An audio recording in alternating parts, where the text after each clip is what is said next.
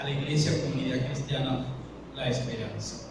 Estamos como iglesia y como cuerpo de ancianos, estamos lanzando y desafiando a la iglesia a una nueva visión como iglesia.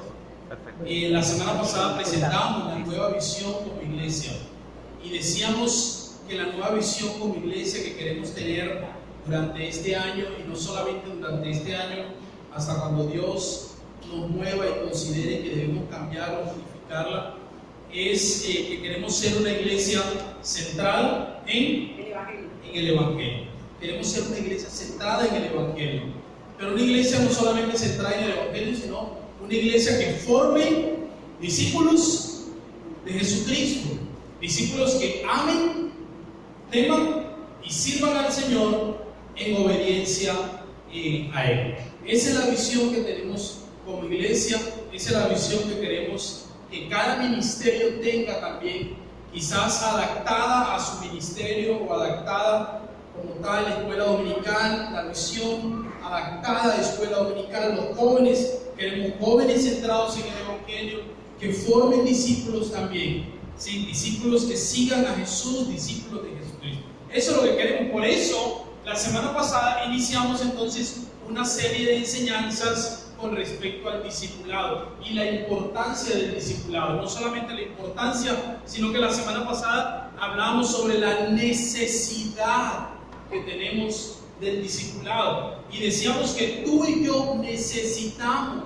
El discipulado no es algo opcional en tu vida. El discipulado no puede ser algo opcional, sí o no. No, es una necesidad que tenemos como iglesia, pero también una necesidad que tenemos como creyentes, estar involucrados en el discipulado, estar siendo acompañados y mentoreados por alguien. Necesitamos, ¿sí?, ser discipulados. Necesitamos ser discipulados. Y el sermón de hoy se llama, o el título es el discipulado, la definición. Es decir, la definición del discipulado. ¿Qué significa ser discípulo? ¿Qué significa ser discípulo de Jesús? Eso es lo que queremos tratar en el día de hoy. ¿Qué viene a tu mente cuando piensas acerca del discipulado? ¿Qué es lo que viene a nuestra mente? Cuando pensamos acerca del discipulado, ¿qué es lo que viene a nuestra mente? Para muchos, ¿cómo? Bueno, disciplina, es cierto. Es cierto, discipulado está muy relacionado a disciplina. El problema es que en ocasiones nosotros interpretamos disciplina como castigo, no, pero no es así. ¿Cómo? Seguidor. Ahora, para yo ser seguidor, necesito ser disciplinado. Necesito ser disciplinado. ¿Qué más? ¿Qué más pensamos? Obediencia. Cuando pensamos en el discipulado, muchas veces pensamos en el discipulado como un simple espacio de reunión donde estudiamos durante 40 minutos o una hora y ya. Y ese es el discipulado. Pero eso realmente es parte del discipulado, pero eso no es propiamente el discipulado. El discipulado es algo mucho más amplio que solo un espacio de 40 minutos una vez a la semana. Imitador. Sí, imitador. Un discípulo es alguien que imita. Vamos a hablar un poquito de eso en el día de hoy. Para algunos, cuando piensan en el discipulado, para algunos piensan en perder el tiempo. Algunos dicen, eso es perder el tiempo. ¿Cierto? Algunos dicen eso. Eso es perder el tiempo. Ya yo me sé todo eso. Yo tengo 30 años en la iglesia, 30 años de ser creyente, yo no necesito ya. Eso es perder el tiempo. Sí, para algunos es. ¿Cómo? Solidario. ¿Cómo así? Ahora sí lo entiendo. Sí. Para otros, cuando hablan de discipulado, relacionan o piensan en esfuerzo. Es decir, debo levantarme más temprano para llegar más temprano a la iglesia, poder participar en un discipulado, o debo trasladarme a otro lugar, o debo sacar un espacio dentro de mi agenda tan atareada. ¿Sí? Para algunos eso es solo para los cristianos, algunos dicen. O algunos dicen, eso es para los cristianos maduros. O al revés, eso es para los que están comenzando. Pero ya yo soy La semana pasada veíamos que el mismo apóstol Pablo, con tantos años y tanto conocimiento y tanta experiencia que tenía, él mismo decía: aún no pretendo haberlo alcanzado. Es decir, el mismo apóstol Pablo decía: todavía me falta bastante por correr. Ahora, si Pablo decía eso, ¿qué queda para nosotros? Si el mismo Pablo decía: aún me hace falta mucho, ¿qué queda para nosotros? Yo creo que también nosotros deberíamos pensar igual que Pablo: aún me hace falta mucho, me hace falta mucho todavía. ¿Sí? ¿Es bueno el discipulado? ¿Es malo?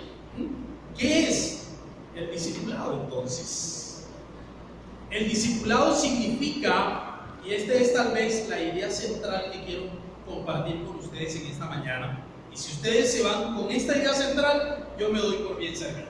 ¿Sí? No importa que no se acuerden de lo demás, pero que se vayan con esta idea central, yo me doy por bien servido. El discipulado significa ¿qué?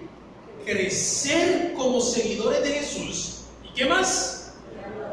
Y ayudar a otros a hacer lo mismo. Eso es un discípulo. Eso significa discipulado. Crecer como seguidor de Jesús. Pero no solamente eso, sino también ayudar a otros a crecer también. Y la semana pasada nosotros decíamos, o al final de la reflexión, decíamos que pensáramos en una persona durante el año, en quien vamos a cuidar y vamos a discipular durante el año. Es decir, vamos a ayudarle a crecer, en su vida cristiana, porque todos necesitamos ser discipulados, todos necesitamos crecer, todos necesitamos que alguien en ocasiones nos anime o nos motive, todos necesitamos. A través de los evangelios, Jesús llama a personas para que lo dejen todo y le sigan, dice el texto bíblico. Este es el verdadero propósito del discipulado. Y Pablo le decía a Timoteo que lo que había escuchado de él se lo enseñara a hombres idóneos y fieles. Miren cómo dice 2 a Timoteo 2:2. El apóstol Pablo, ya casi los últimos años de su vida, entonces escribe a Timoteo, uno de sus discípulos. Nosotros siempre hablamos mucho de Timoteo, pero yo creo que el discípulo fuerte de Pablo no era Timoteo. Yo creo que el discípulo fuerte de Pablo era Tito, porque al débil es el que necesita más instrucción.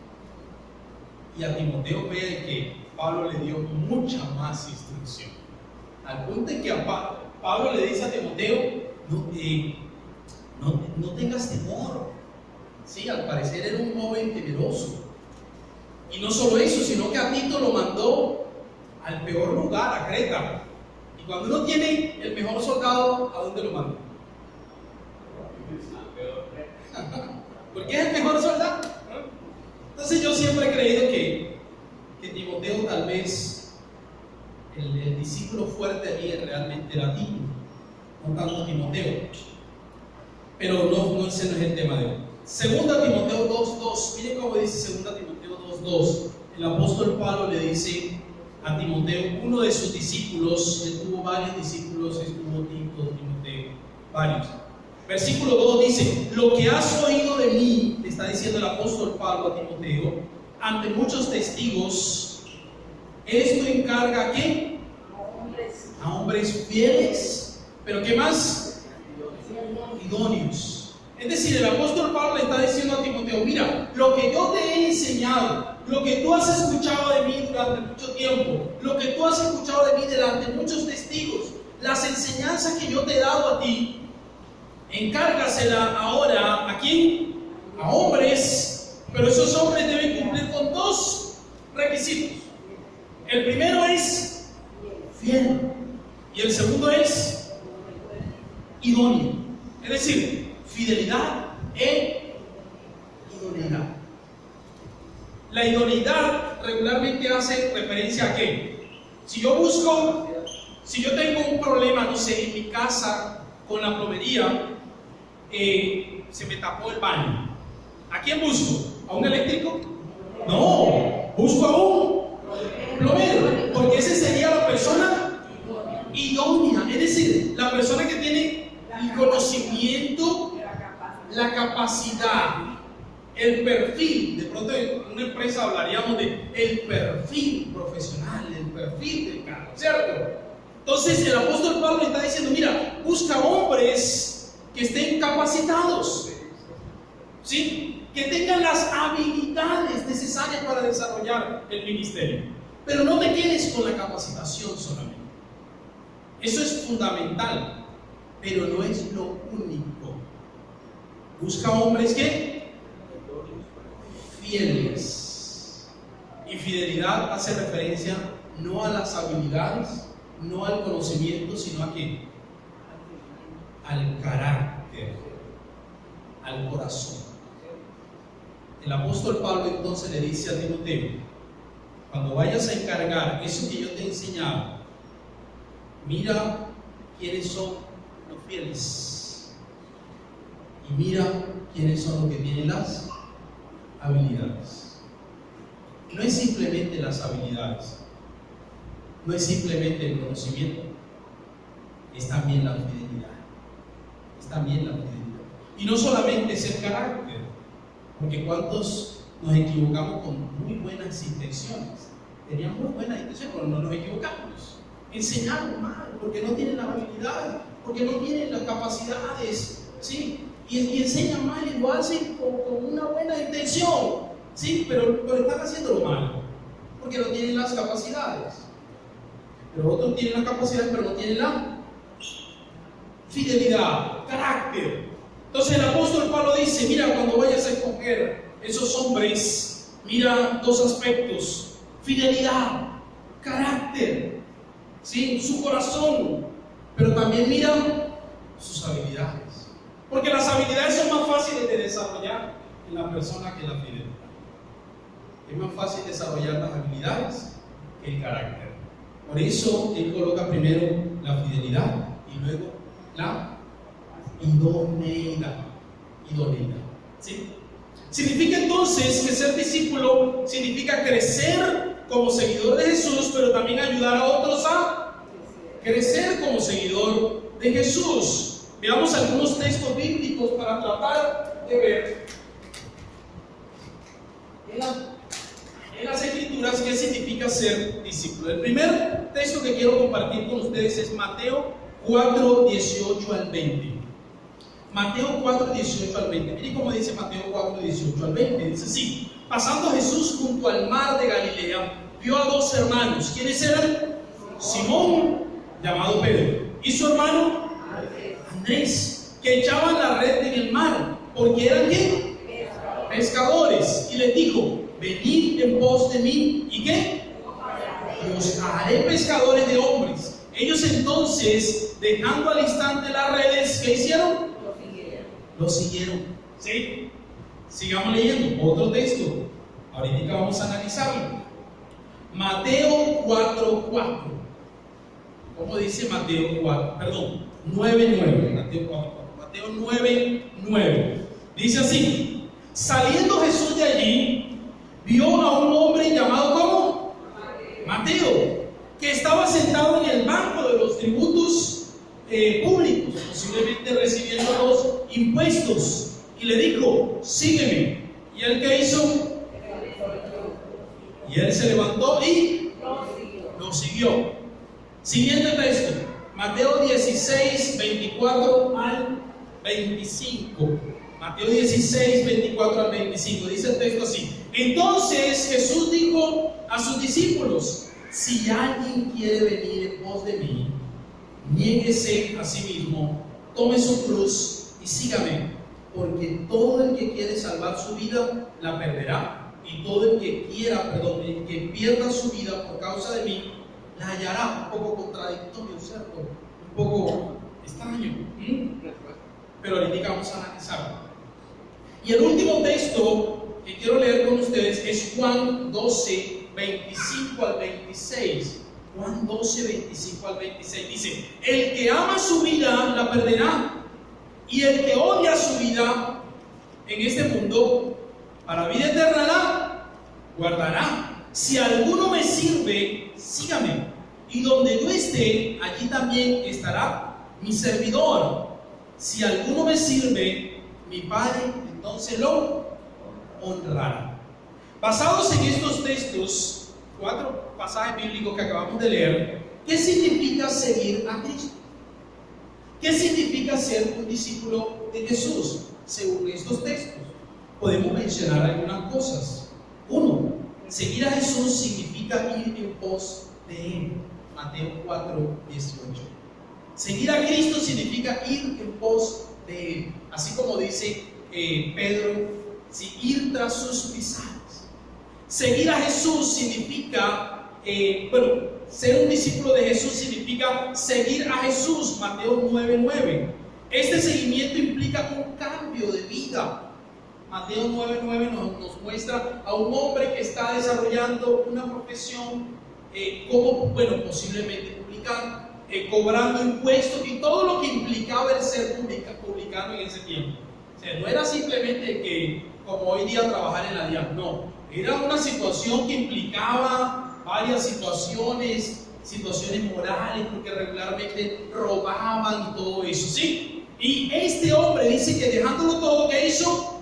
No, siguió, es decir, siguió a Jesús. Ser un discípulo de Jesús significa seguir a Jesús, pero este seguimiento implica un cambio profundo de vida. No podemos ser discípulos de Jesús y seguir viviendo como vivíamos antes. No podemos ser discípulos de Jesús y seguir siendo o seguir teniendo una vida igual que antes. No puedo. No puedo ser discípulo de Jesús y seguir robando en mi trabajo. No puedo ser discípulo de Jesús y seguir maltratando y golpeando a mi esposa como lo hacía antes de ser creyente. No puedo, porque ser discípulo de Jesús implica un cambio radical en nuestra vida. Un cambio radical en nuestra vida. Por eso, a Corintios 5:17 dice: de modo que si alguno que está en Cristo, nueva criatura es. Las cosas que las cosas viejas pasaron. Las cosas viejas pasaron, y aquí todas son hechas nuevas, porque no podemos seguir a Jesús y seguir con una vida igual que la que teníamos antes. El discipulado implica una transformación. El discipulado implica un cambio de vida. El discipulado implica dejar hábitos y dejar cosas del pasado allá en el pasado. Seguir a Jesús significa negarse a sí mismo, relacionado con lo que estaba diciendo ahorita. Tomar la cruz, seguirlo a Él. Y si dejar hábitos que estamos acostumbrados durante mucho tiempo, ¿sí?, para dejarlos, eso es negarse a sí mismo. Eso es tomar la cruz, ¿sí? El dejar cosas que tal vez nos agradan, pero no honran el nombre de Dios, implica eso, dejar eso. Mateo 16:25, el texto que leímos ahorita. Negarse a sí mismo significa renunciar al viejo yo. Ya no se trata de promover nuestros propios intereses egoístas, sino pensar en la gloria de Dios. Eso significa negarse a sí mismo. Pensar en la gloria de Dios, no promover mis propios deseos. Lo que yo quiero es que mi vida es mía y hago lo que a mí me dé. Como muchos dicen, ¿cierto? Pues la vida tuya no es tuya, porque quien pagó por ella fue Jesús. ¿Sí? Sí, como decía el apóstol Pablo. Miren cómo dice el apóstol Pablo en Gálatas 2:20. Leonardo había levantado la mano.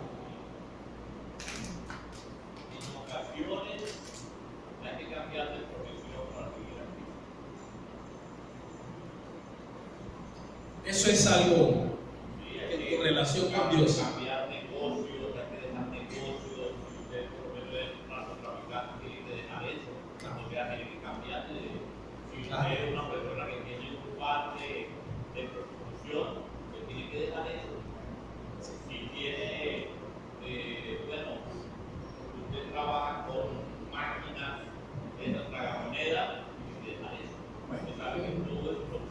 Miren cómo dice Gálatas, gracias mi hermano, Gálatas 2:20.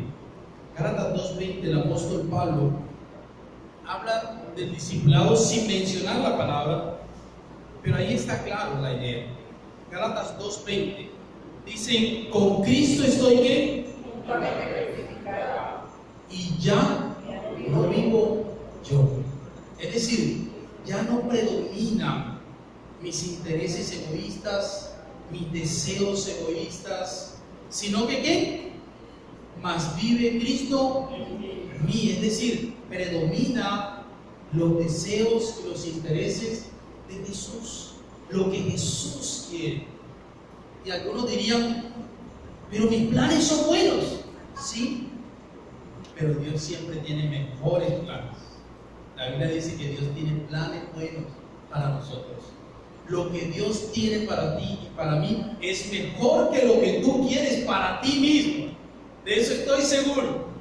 Lo que Dios quiere para tu vida es mejor que los planes tuyos. Es mejor que lo que tú quieres para tu propia vida. Lo que Dios quiere para ti es mucho mejor que lo que tú deseas para ti mismo, que lo que tú deseas para tu propia vida. Porque los planes de Dios son planes de bien. Tomar la cruz significa estar dispuesto en ocasiones al sufrimiento. Eso significa ser discípulo. Eso significa ser discípulo. Ser discípulo significa seguir a Jesús. Significa un cambio en nuestros afectos, en nuestras prioridades. Juan 12, 25 al 26, el texto que leímos ahorita, dice: el que ama su vida la perderá, y el que odia su vida en este mundo, para vida eterna la guardará. Si alguno me sirve, sígame, y donde yo esté, allí también estará mi servidor. Si alguno me sirve, mi Padre lo honrará. Seguir a Cristo implica y significa un cambio en nuestros afectos, en nuestras prioridades. Por eso es que el texto bíblico dice: no puedo seguir a Cristo si sigo teniendo otras cosas en primer lugar. Seguir a Cristo entonces significa dejar de seguir mis propios ídolos y comenzar a seguir al verdadero Dios. ¿Y cuáles pueden ser esos propios ídolos? Mis planes, mis deseos, mis anhelos, yo mismo. Eso significa. Ahora, según estos pasajes, ¿es fácil seguir a Jesús? Según estos pasajes, ¿qué opinan ustedes? ¿Es fácil? No es fácil. No es fácil seguir a Jesús. Pero tenemos la promesa primero de su compañía. Mateo 28, 20, que dice: yo estaré con vosotros todos los días. Y segundo, tenemos la promesa de su ayuda. Mateo 11, 28 al 30. ¿Cómo dice Mateo 11, 28 al 30? Venid a mí todos los que estéis trabajados y cargados. ¿Sí? Llevad, y yo os haré descansar. A algunos nos gusta solamente esa parte. Versículo 29. Llevad mi yugo sobre vosotros y aprended de mí. ¿Sí? Que soy manso y humilde de corazón. Es decir, significa el seguir a Cristo, el ser discípulo de Cristo, significa llevar el yugo, sí, de Cristo, sí, pero dice aprender de Él, que es manso y humilde, y hallaréis descanso para nuestras almas. Y luego en el versículo 30 dice: porque mi yugo es fácil y mi carga carga. Es decir, tenemos la promesa de la ayuda de Dios, de la ayuda de Jesús, de la compañía de Jesús. ¿Sí? Tal y como consideramos en nuestro estudio anterior, ninguno de nosotros entonces es perfecto. Todos necesitamos crecer continuamente como seguidores de Jesús. Aunque ciertamente existe un punto en el cual todos creímos en el Evangelio y sometimos nuestra vida a Cristo, no somos verdaderos seguidores de Jesús simplemente por tomar una decisión en algún momento, sin que se haya dado un cambio en nuestra vida en lo absoluto. En lugar de esto, Ser cristiano, discípulo de Jesús, significa que constantemente ¿qué? Nos arrepentimos del pecado. Constantemente lo confesamos. Tratamos constantemente de vencer el pecado. Y hacemos todo lo que podemos para crecer a la imagen de Jesús. Como dijo el apóstol Pedro, antes bien crecer en la gracia y en el conocimiento de Jesucristo. 2 Pedro 2, 3, 18. Ser un seguidor de Jesús significa entonces estar constantemente creciendo en seguir a Jesús. Ser un seguidor de Jesús significa estar constantemente creciendo en seguir a Jesús. Porque no somos perfectos, porque todavía estamos luchando con muchas cosas, porque todavía no hemos logrado la meta, porque todavía nos hace falta mucho. Y muchas veces vamos caminando y en ocasiones no desviamos, en ocasiones nos tropezamos, en ocasiones caemos.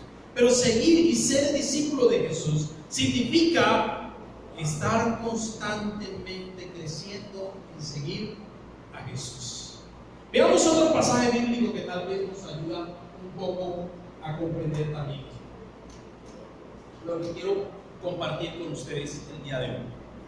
Mateo 28 del 18 al 20, un texto muy conocido por nosotros que dice: toda potestad que está en los cielos y en la tierra, por tanto id y hacer discípulos a todas las naciones, bautizándolos en el nombre del Padre, del Hijo y del Espíritu Santo, enseñándoles que guarden todas las cosas que os he enseñado, y aquí yo estoy con vosotros. ¿Cuándo?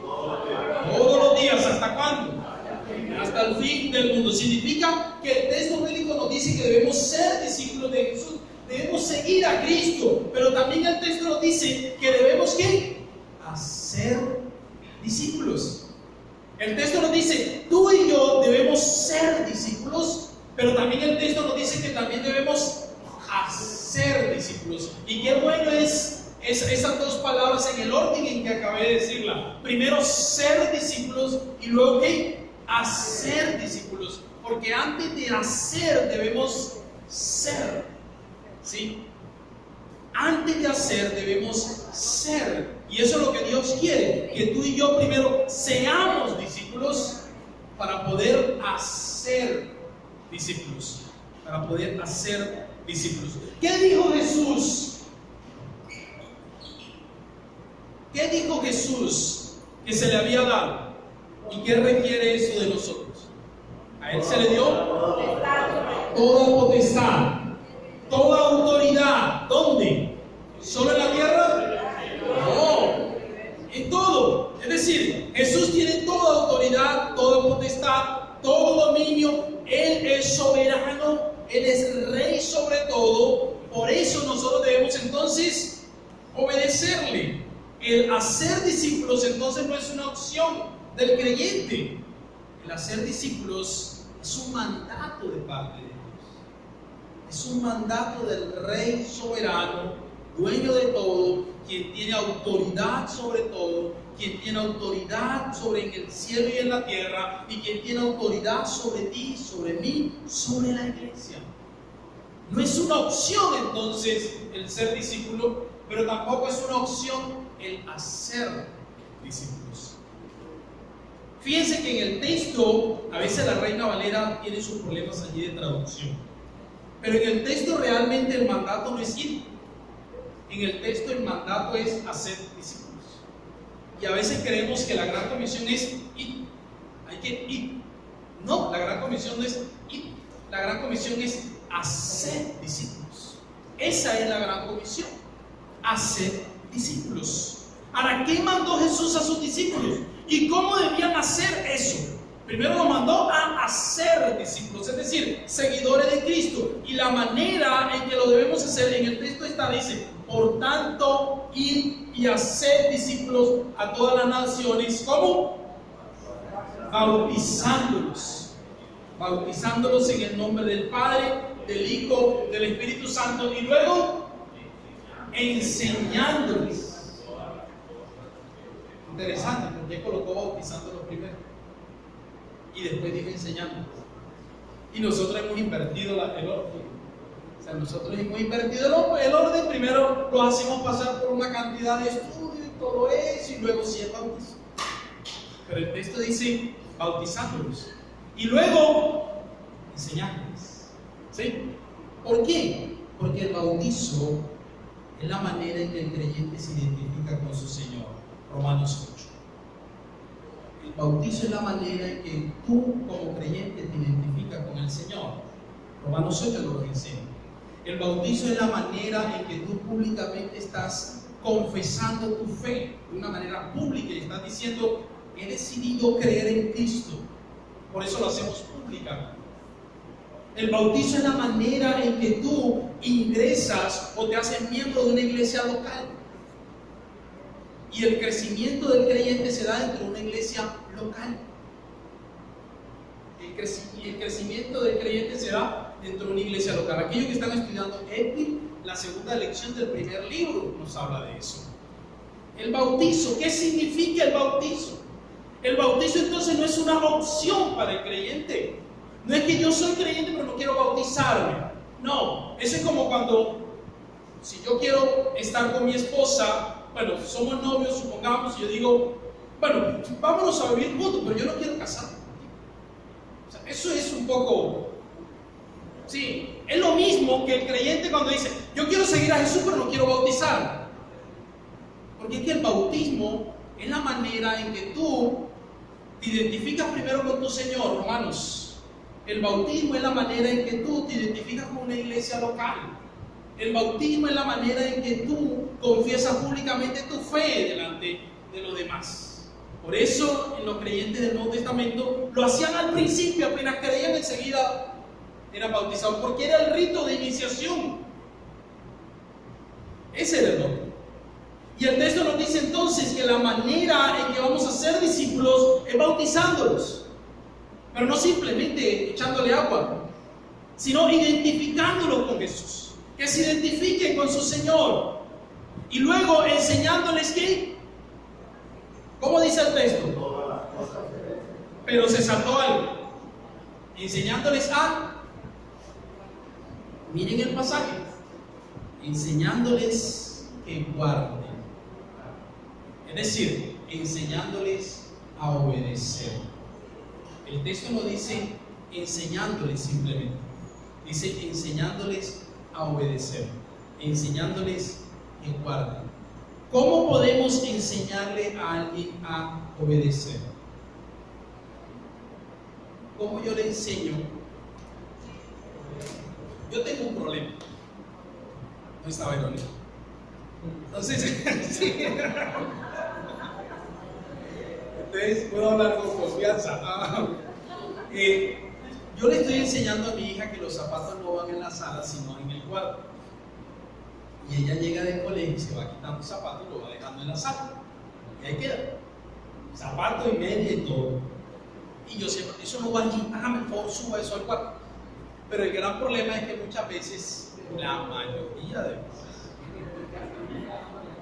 yo llego y dejo también los zapatos en la sala, ¿sí? Y Verónica entonces apenas lo ve y dice, velo. Y luego quiere que la hija suba los zapatos, si tú los dejas ahí también. Ahora, ¿cómo yo puedo enseñarle a mi hija a obedecer? Ajá. Siendo ejemplo. ¿Cómo un niño aprende a hacer cosas? Ejemplo. Otro ejemplo. Aquellos que tenemos hijos pequeños, recuerden cómo le enseñaron a lavarse los dientes a su hijo pequeño. Ustedes le dieron una cátedra, ustedes le dieron, bueno, siéntate ahí, toma apunte, tú tomas el cepillo así, le echas, ¿qué hizo usted? ¿Usted qué hizo con su hijo o con su hija? Usted se lo llevó al baño, le echó el cepillo suyo, abra la boca y, ¿sí? Así le enseñó a su hijo a lavarse los dientes. El texto entonces dice, enseñándoles a obedecer. ¿Cómo yo puedo enseñarle al nuevo creyente a obedecer? A través de mi vida, a través de mi ejemplo. Así le enseñamos al nuevo creyente a obedecer, a través de mi vida, a través de mi ejemplo. Y eso es discipulado.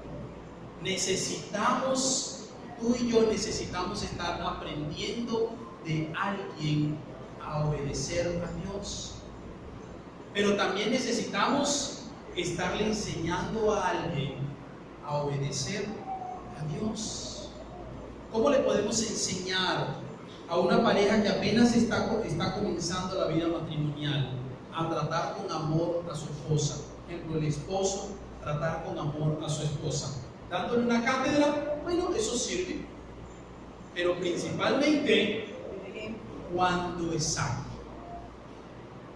pareja de pronto usted le invitó a cenar o está en su casa y vio que sucedió algo y él notó que el esposo no cogió y le gritó a la esposa, ahí le está enseñando. Es decir, por medio del ejemplo. Entonces el texto dice que la manera en que nosotros vamos a ser discípulos es bautizándolos, es decir, identificándolos con Jesús, con una iglesia local, ¿sí? Pero también enseñándoles a obedecer, es decir, a través de nuestro ejemplo. Y para que ellos aprendan de nuestro ejemplo, debe ser entonces algo que relacional. Difícilmente el nuevo creyente va a aprender de mi ejemplo si yo lo veo una vez a la semana 40 minutos. No. ¿Cómo aprendieron los discípulos de Jesús? ¿Se acuerdan? Bueno, ahorita no me acuerdo exactamente el pasaje, pero hay un texto cuando se habla de uno de sus discípulos y se dice, se nota que estuvieron con él. ¿Sí? Se nota que estuvieron con él, que caminaron con él, que vivieron con él, porque tienen actitudes parecidas al maestro. Eso es discipulado. Eso es discipulado. Y eso es lo que queremos como iglesia, que caminemos juntos. Que caminemos juntos. No que caminemos detrás de el pastor o los pastores, que caminemos detrás de el pastor, que es Jesús. Sí, que todos caminemos detrás de el pastor, que es Jesús. Sí, y que todos aprendamos del pastor, que es Jesús. Que todos aprendamos.